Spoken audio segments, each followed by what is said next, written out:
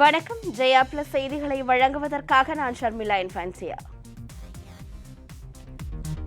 நான் உள்ளரங்கத்தில் தனியாக இருப்பதனால் முகக்கவசம் அணியவில்லை. ஆனால் நீங்கள் வெளியே செல்லும் போது கட்டாய முகக்கவசத்தை அணியுங்கள். அதுவே பாதுகாப்பானது. இனி விரிவான செய்திகளை பார்ப்பதற்கு முன்பாக தலைப்புச் செய்திகளை பார்க்கலாம். யாஸ் புயலால் 1 கோடி மக்கள் பாதிப்பு, 3 லட்சம் வீடுகள் சேதமடைந்துள்ளதாக மேற்கு வங்க முதலமைச்சர் மமதா பானர்ஜி தகவல்.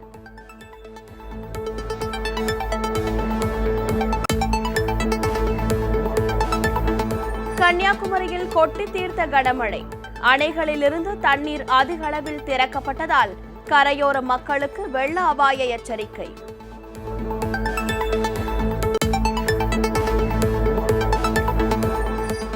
மேற்கு தொடர்ச்சி மலைப்பகுதிகளில் பெய்த கனமழை, குற்றால அருவிகளில் வெள்ளப்பெருக்கு.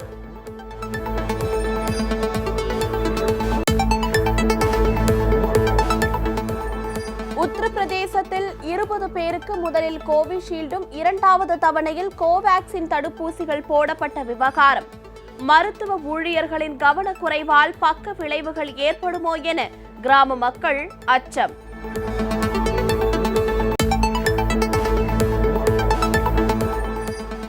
பாபா ராம்தேவ் மீது தேச துரோக வழக்கு பதிவு செய்ய வேண்டும். பிரதமர் மோடிக்கு இந்திய மருத்துவர்கள் சங்கம் கடிதம்.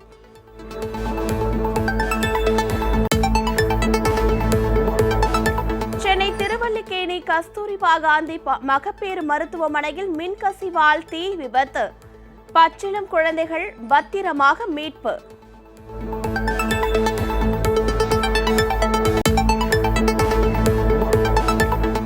தனியார் பள்ளி ஆசிரியர் மீதான பாலியல் புகார். வரும் 31ஆம் தேதி காலை 11 மணிக்கு பள்ளியின் இயக்குநர் நேரில் ஆஜராக மாவட்ட குழந்தைகள் நல ஆணையம் சம்மன்.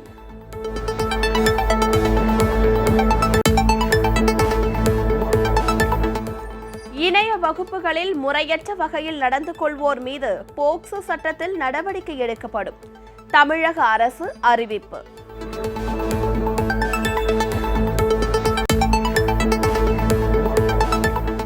கட்டணம் கட்டுவதற்கான கால அவகாசம் ஜூன் 15ஆம் தேதி வரை நீட்டிப்பு. தமிழக அரசு அறிவிப்பு.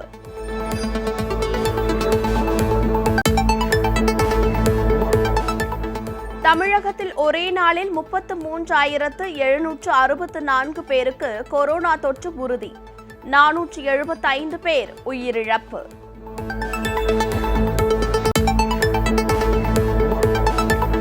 புதுச்சேரியில் மீன்பிடி தடைக்கால நிவாரண நிதியாக மீனவர்களுக்கு ரூபாய் 5,500 வழங்கப்படும். முதலமைச்சர் ரங்கசாமி அறிவிப்பு.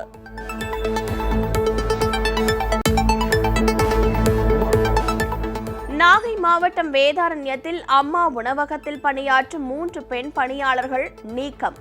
தீ குளித்து தற்கொலை முயற்சி போராட்டத்தில் ஈடுபட்டவர்களை குண்டுக்கட்டாக வெளியேற்றிய காவல்துறை.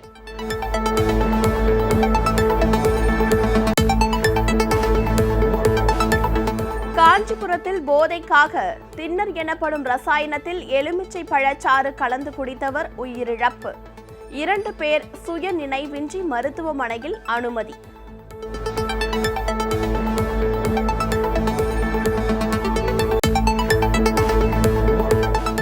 கிருஷ்ணகிரியில் கிணற்றில் நீச்சல் பழக சென்ற தந்தை மகன் நீரில் மூழ்கி பரிதாபமாக உயிரிழப்பு.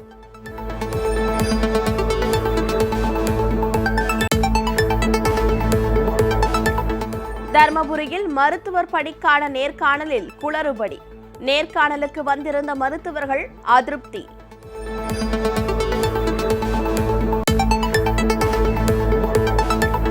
ஐநா பொதுச் செயலாளராக குட்ரஸ் மீண்டும் தேர்வாக இந்தியா ஆதரவு. வெளியுறவுத்துறை அமைச்சர் ஜெய்சங்கர் ட்விட்டரில் பதிவு.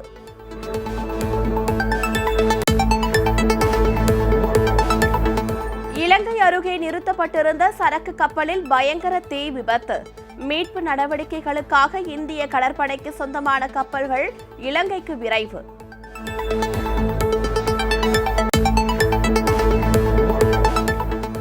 வங்கி மோசடி வழக்கில் ஆன்டிகுவாவில் தலைமறைவாக இருந்த பிரபல வைர வியாபாரி மெகுல் சோக்சி கைது. கியூபாவுக்கு தப்பி செல்ல முயன்ற போது பிடிபட்டார்.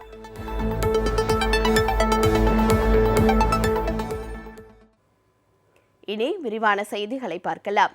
ஒடிசாவின் பாலசோர் அருகே பலத்த காற்றுடன் யாஸ் புயல் கரையை கடந்த நிலையில் ஒடிசா மேற்கு வங்கத்தில் 10க்கும் மேற்பட்ட கடலோர மாவட்டங்கள் கடும் பாதிப்பை சந்தித்துள்ளன. வங்கக்கடலில் உருவான யாஸ் புயல் அதிதீவிர புயலாக வலுப்பெற்று ஒடிசா எல்லையில் பாலசோருக்கு 20 கிலோமீட்டருக்கு தெற்கே கரை கடந்தது. புயல் கரை கடந்தபோது மணிக்கு 130 முதல் 140 கிலோமீட்டர் வரை வேகத்தில் சூறைக்காற்று சுழன்று அடித்தது. புயல் காரணமாக மேற்கு வங்கம் மற்றும் ஒடிசாவின் கடலோர மாவட்டங்களில் பலத்த காற்றுடன் கனமழை பெய்தது. மேலும் கடல் கொந்தளிப்புடன் காணப்படுவதுடன் ராட்சத அலைகளும் எழும்பியுள்ளன. ஒரு சில இடங்களில் கடல் நீர் ஊருக்குள் புகுந்து பொதுமக்களின் இயல்பு வாழ்க்கை பாதிக்கப்பட்டுள்ளது. முன்னெச்சரிக்கை நடவடிக்கையாக ஒடிசாவில் தாழ்வான பகுதிகளில் வசித்த 5.8 லட்சம் மக்களும் மேற்கு வங்கத்தில் 15 லட்சம் மக்களும் முன்கூட்டியே மீட்கப்பட்டு பாதுகாப்பான இடங்களில் தங்க வைக்கப்பட்டுள்ளனர். புயல் தொடர்பாக விபத்துகளில் 2 உயிரிழந்ததாக அறிவிக்கப்பட்டுள்ளது. பலத்த காற்றின் காரணமாக சாலைகளில் மரங்கள் முறிந்து விழுந்தன. மேலும் பல இடங்களில் மின் கம்பங்களும் சேதமடைந்துள்ளன. சீரமைப்பு பணிகளில் ராணுவ வீரர்கள், தேசிய பேரிடர் மீட்புக் குழுவினர் முழு வீச்சில் ஈடுபட்டுள்ளனர். புயல் காரணமாக ஒடிசா மற்றும் மேற்கு வங்கத்தில் ரயில், விமான சேவைகள் ரத்து செய்யப்பட்டுள்ளன. புயல் கரையை கடந்தாலும் இன்றும் மழை தொடரும் எனவும் கடல் சீற்றத்துடன் காணப்படும் என்பதால் ஒடிசா மற்றும் மேற்கு வங்க மாநிலத்தைச் சேர்ந்த மீனவர்கள் கடலுக்கு செல்ல வேண்டாம் என்றும் எச்சரிக்கப்பட்டுள்ளது.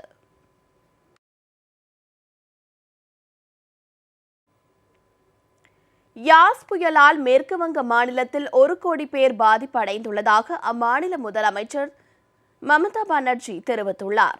வங்கக்கடலில் உருவான யாஸ் புயல் அதிதீவிர புயலாக வலுப்பெற்று ஒடிசா எல்லையில் பாலசோருக்கு 20 கிலோமீட்டருக்கு தெற்கே நேற்று கரையை கடந்தது. புயல் கரையை கடந்தபோது மணிக்கு 130 கிலோமீட்டர் முதல் 140 கிலோமீட்டர் வேகத்தில் சூறைக்காற்று வீசியது. மேற்கு வங்காளம் மற்றும் ஒடிசாவின் கடலோர மாவட்டங்களில் பலத்த காற்றுடன் கனமழை பெய்தது. இதனால் தாழ்வான பகுதிகளில் உள்ள மக்கள் மீட்கப்பட்டு அரசின் நிவாரண முகாம்களில் தங்க வைக்கப்பட்டனர். பலத்த காற்றின் காரணமாக சாலைகளில் மரங்கள், மின்கம்பங்கள் முறிந்து விழுந்தன. இந்நிலையில் யாஸ் புயலால் மேற்கு வங்க மாநிலத்தில் ஏற்பட்ட பாதிப்பு விவரம் குறித்து அம்மாநில முதலமைச்சர் செல்வி மம்தா பானர்ஜி தகவல் வெளியிட்டுள்ளார். அதில் யாஸ் புயலால் மேற்கு வங்கத்தில் 1 கோடி பேர் பாதிக்கப்பட்டுள்ளதாகவும் 3 லட்சம் வீடுகள் சேதமடைந்துள்ளதாகவும் தெரிவித்துள்ளார். தாழ்வான பகுதிகளில் இருந்து 15 லட்சத்துக்கும் அதிகமானோர் பாதுகாப்பான இடங்களுக்கு வெளியேற்றப்பட்டுள்ளதாக கூறிய மம்தா பானர்ஜி, புயலின் போது கடலில் மீன்பிடிக்க சென்ற ஒரு நபர் எதிர்பாராத விதமாக கடலில் இழுத்துச் செல்லப்பட்டு உயிரிழந்துள்ளதை தெரிவித்துள்ளார். மேலும் யாஸ் புயலால் அதிகம் பாதிக்கப்பட்ட மாநிலமாக மேற்கு வங்கம் உள்ளதாக அவர் கூறினார்.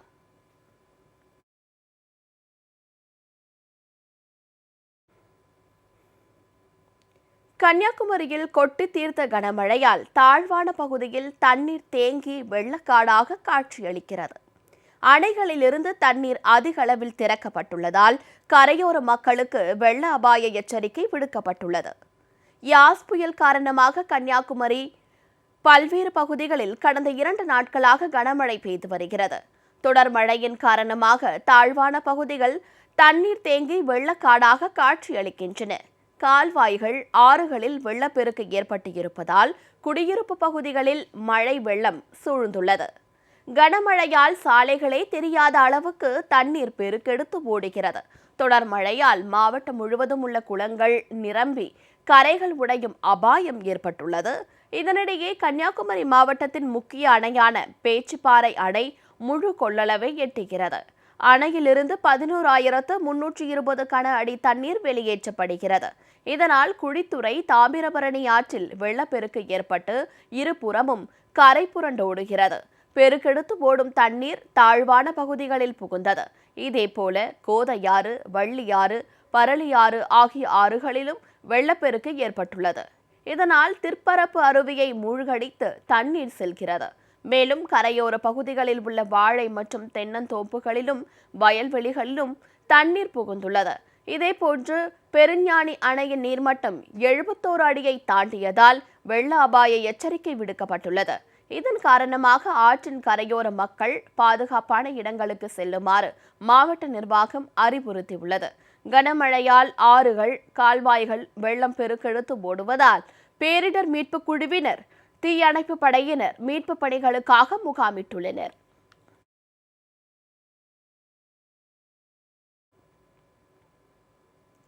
தென்காசி மாவட்டம் மேற்கு தொடர்ச்சி மலைப்பகுதிகளில் பெய்த கனமழையால் குற்றாலம் அருவிகளில் வெள்ளப்பெருக்கு ஏற்பட்டுள்ளது. தென்காசி மாவட்டத்தின் பல்வேறு பகுதிகளில் விடிய விடிய கனமழை பெய்தது. சங்கரன் கோவில், ஆலங்குளம், பாவூர் சத்திரம், கடையநல்லூர் உள்ளிட்ட சுற்றுவட்டார பகுதிகளிலும் கனமழை வெளுத்து வாங்கியது. மேற்கு தொடர்ச்சி மலைப்பகுதிகளில் பெய்த கனமழையால் குற்றாலம் மெயின் அருவி, பழைய குற்றாலம், ஐந்தருவி உள்ளிட்ட அருவிகளில் கடும் வெள்ளப்பெருக்கு ஏற்பட்டுள்ளது. குற்றாலத்தின் பிரதான அருவியான பேரருவியில் காட்டாற்று வெள்ளப்பெருக்கு ஏற்பட்டுள்ளது. பாதுகாப்பு வளைவை தாண்டி வெள்ளம் ஆர்ப்பரித்து கொட்டுகிறது. ஊரடங்கு காரணமாக குற்றாலத்திற்கு சுற்றுலா பயணிகள் வருகைக்கு தடை விதிக்கப்பட்டுள்ளதால் அருவிகள் வெறிச்சோடி காணப்படுகிறது. இதேபோன்று நெல்லை மாவட்டத்தின் பல்வேறு பகுதிகளிலும் கனமழை வெளுத்து வாங்கியது. இதனால் பாபநாசம் அணையின் நீர்மட்டம் ஒரே நாளில் 7 அடி உயர்ந்தது. தாமிரபரணி ஆற்றிலும் அதிக அளவில் தண்ணீர் செல்வதால் கரையோர மக்கள் பாதுகாப்பாக இருக்குமாறு அறிவுறுத்தப்பட்டுள்ளனர்.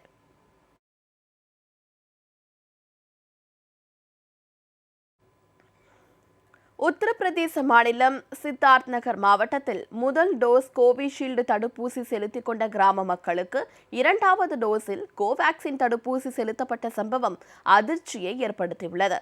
சித்தார்த் நகர் மாவட்டத்தில் உள்ள அதாகிகலா என்னும் கிராமத்தைச் சேர்ந்த 20 பேர் கடந்த ஏப்ரல் மாதம் முதல் வாரத்தன்று கோவிஷீல்டு தடுப்பூசி முதல் டோஸை போட்டுக் கொண்டனர். இவர்கள் அனைவரும் கடந்த 14ஆம் தேதி பார்னி ஆரம்ப சுகாதார நிலையத்தில் 2வது டோஸ் தடுப்பூசி போட்டுக் கொண்டுள்ளனர். ஆனால் இவர்கள் அனைவருக்கும் கோவிஷீல்டுக்கு பதிலாக கோவாக்சின் தடுப்பூசி போடப்பட்டுள்ளது.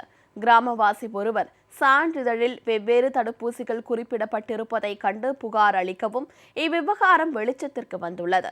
இதனால் பக்க விளைவுகள் ஏற்படுமோ என அக்கிராம மக்கள் அச்சத்தில் ஆழ்ந்துள்ளனர். சம்பந்தப்பட்ட மக்கள் அனைவரையும் தொடர்ந்து கண்காணித்து வருவதாகவும் இதுவரை அவர்களது உடலில் எந்தவித பிரச்சனையும் இல்லை எனவும் சுகாதாரத்துறை அதிகாரிகள் தெரிவித்துள்ளனர். மேலும் அலட்சியமாக இருந்து வெவ்வேறு தடுப்பூசிகளை போட்ட ஊழியர்கள் மீது கடுமையான நடவடிக்கை எடுக்கப்படும் எனவும் சுகாதாரத்துறையினர் தெரிவித்துள்ளனர்.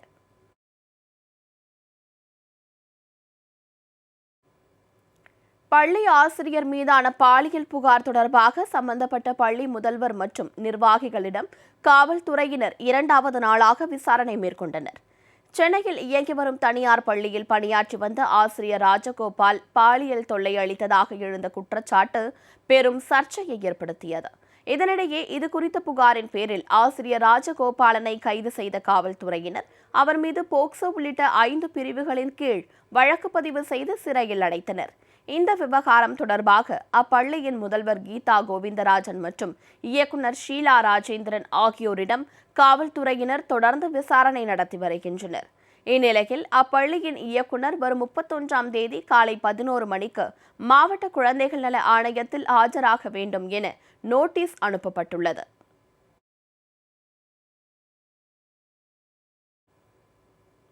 இணைய வகுப்புகளில் முறையற்ற வகையில் நடந்து கொள்வோர் மீது போக்சோ சட்டத்தில் நடவடிக்கை எடுக்கப்படும் எனவும் இணைய வகுப்புகளை வழிமுறைப்படுத்துவது குறித்து 1 வார காலத்திற்குள் நெறிமுறைகளை வகுக்க நிபுணர் குழுவை அமைத்தும் தமிழக அரசு உத்தரவிட்டுள்ளது.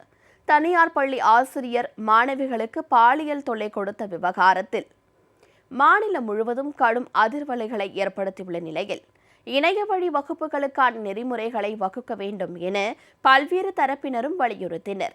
இதனைத் தொடர்ந்து தமிழக அரசு வெளியிட்டுள்ள அறிக்கையில் இணைய வழியாக நடத்தப்படும் வகுப்புகள் அந்தந்த பள்ளியினால் பதிவு செய்யப்பட வேண்டும் என்றும் இப்பதிவினை சம்பந்தப்பட்ட பள்ளி நிர்வாகம் மற்றும் பெற்றோர் ஆசிரியர் சங்க பிரதிநிதிகள் இருவரை கொண்ட குழுவால் அவ்வப்போது ஆய்வு செய்யப்பட வேண்டும் என்றும் குறிப்பிடப்பட்டுள்ளது.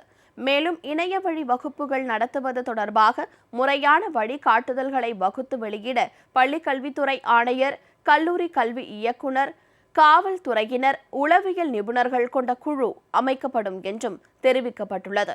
அக்குழு கல்வி நிறுவனங்களில் பாலியல் தொல்லைகள் தரப்படுவதை தடுப்பதற்கு உரிய வழிமுறைகளை பரிந்துரைக்கவும், இணைய வழி வகுப்புகளை வழிமுறைப்படுத்துவது குறித்து ஒரு வார காலத்திற்குள் வழிகாட்டு நெறிமுறையினை சமர்ப்பிக்க வேண்டும் எனவும் அறிவுறுத்தப்பட்டுள்ளது.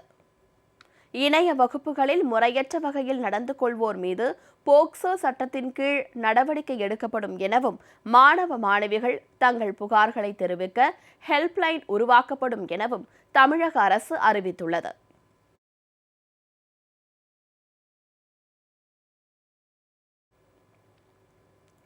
சென்னை திருவல்லிக்கேணியில் மகப்பேறு மருத்துவமனையில் தீ விபத்து ஏற்பட்டதால் பரபரப்பு ஏற்பட்டது. சென்னை திருவல்லிக்கேணியில் கஸ்தூரிபாய் மகப்பேறு மருத்துவமனை இயங்கி வருகிறது. மருத்துவமனையின் 2வது தளத்தில் உள்ள குழந்தைகள் அவசர சிகிச்சை பிரிவில் உள்ள தளத்தில் ஏசியில் லேசான மின்கசிவு ஏற்பட்டுள்ளது. அவற்றை அணைக்க தீயணைப்பு வீரர்கள் முயன்றனர். இதனால் 2வது தளம் முழுவதும் புகை மூட்டம் ஏற்பட்டு அங்குள்ளவர்களுக்கு மூச்சு திணறல் ஏற்பட்டது. இதனை அடுத்து 2வது தளத்தில் சிகிச்சை பிரிவில் அனுமதிக்கப்பட்டுள்ள குழந்தைகளின் தாய்மார்கள் உடனடியாக அலறியடித்து வெளியே வந்தனர். சிகிச்சை பெற்று வந்த பச்சிளம் குழந்தைகளும் உடனடியாக அருகிலிருந்த அறைகளுக்கு மாற்றப்பட்டன. தாய் சேய் நல மருத்துவமனையில் ஏற்பட்ட தீ விபத்தால் மருத்துவமனை முழுவதுமே பரபரப்பாக காணப்பட்டது.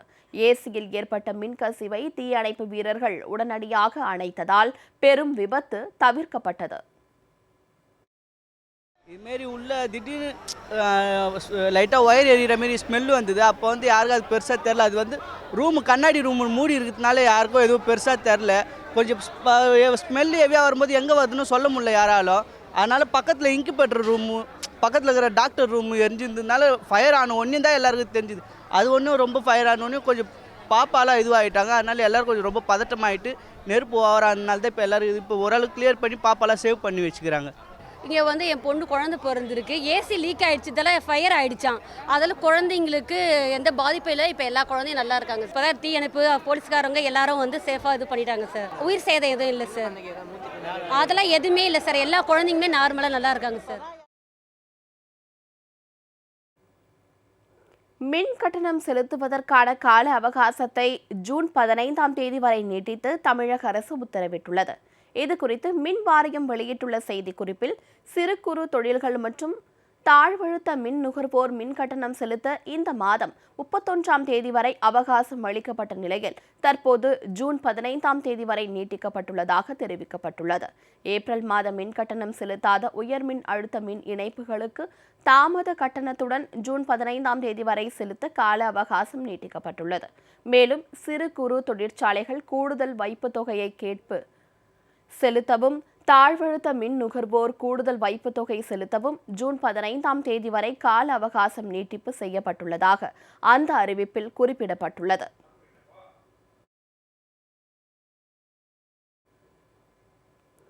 தமிழகத்தில் இதுவரை இல்லாத அளவாக ஒரே நாளில் 475 பேர் கொரோனா தொற்றால் உயிரிழந்துள்ளனர். தினசரி பாதிப்பில் சென்னையை விட கோவையில் அதிகம் பேருக்கு தொற்று ஏற்பட்டுள்ளது. தமிழக சுகாதாரத்துறை வெளியிட்டுள்ள அறிக்கையின்படி நேற்று ஒரே நாளில் 33,764 பேருக்கு கொரோனா தொற்று உறுதியாகியுள்ளது. 475 பேர் உயிரிழந்துள்ளனர். இதில் 128 பேர் எவ்வித இணை நோயும் இல்லாதவர்கள் ஆவர். ஒரே நாளில் 29,717 பேர் கொரோனா தொற்றில் இருந்து மீண்டுள்ளனர். தமிழகம் முழுவதும் 3,10,224 பேர் கொரோனா தொற்றுக்கு சிகிச்சை பெற்று வருகின்றனர். தினசரி பாதிப்பில் சென்னையை விட கோவை விஞ்சியுள்ளது. கோவையில் ஒரே நாளில் 4,268 பேருக்கு கொரோனா தொற்று ஏற்பட்டுள்ளது. 31 பேர் பலியாகியுள்ளனர். 2,787 பேர் தொற்றிலிருந்து மீண்டுள்ளனர். கோவை முழுவதும் 35,707 பேர் கொரோனா தொற்றுக்கு சிகிச்சை பெற்று வருகின்றனர். சென்னையில் ஒரே நாளில் 3,561 பேருக்கு கொரோனா தொற்று உறுதியாகியுள்ளது. 98 பேர் உயிரிழந்துள்ளனர். 5,223 பேர் தொற்றிலிருந்து மீண்டுள்ளனர். சென்னை முழுவதும் 45,738 பேர் கொரோனா தொற்றுக்கு சிகிச்சை பெற்று வருகின்றனர்.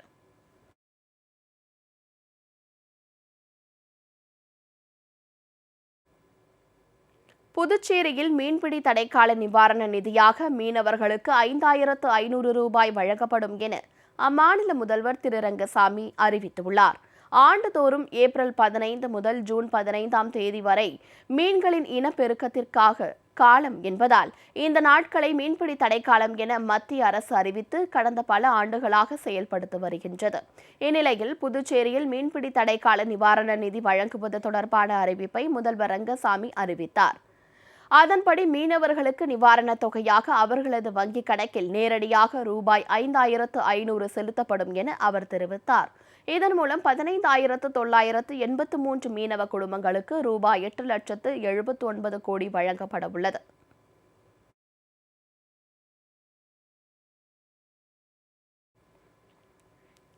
நாகை மாவட்டம் வேதாரண்யத்தில் அம்மா உணவகத்தில் பணியாற்றும் 3 பெண் பணியாளர்கள் தீக்குளித்து தற்கொலை முயற்சி செய்ததால் பதற்றம் நிலவியது.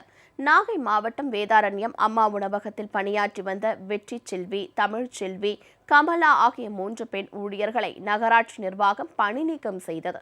3 பேரும் அதிமுகவின் பொறுப்பில் உள்ளனர் என்பதால் நகராட்சி நிர்வாகம் பணியிலிருந்து அம்மா உணவகத்திலிருந்து நீக்கப்பட்டதாக புகார் எழுந்தது. இந்த நிலையில் திமுகவினர் தூண்டுதலால் பணி நீக்கம் செய்யப்பட்டுள்ளதாக கூறி அம்மா உணவகத்தில் மீண்டும் தங்களை பணியில் சேர்த்துக் கொள்ளாவிடில் 3 பேரும் மண்ணெண்ணெய் கேனுடன் அம்மா உணவகம் முன்பு இரவிலும் தொடர்ந்து போராட்டத்தில் ஈடுபட்டனர். இதையடுத்து அம்மா உணவகத்தில் போராட்டத்தில் ஈடுபட்ட 3 பேரையும் காவல்துறையினர் வலுக்கட்டாயமாக வெளியேற்றினர்.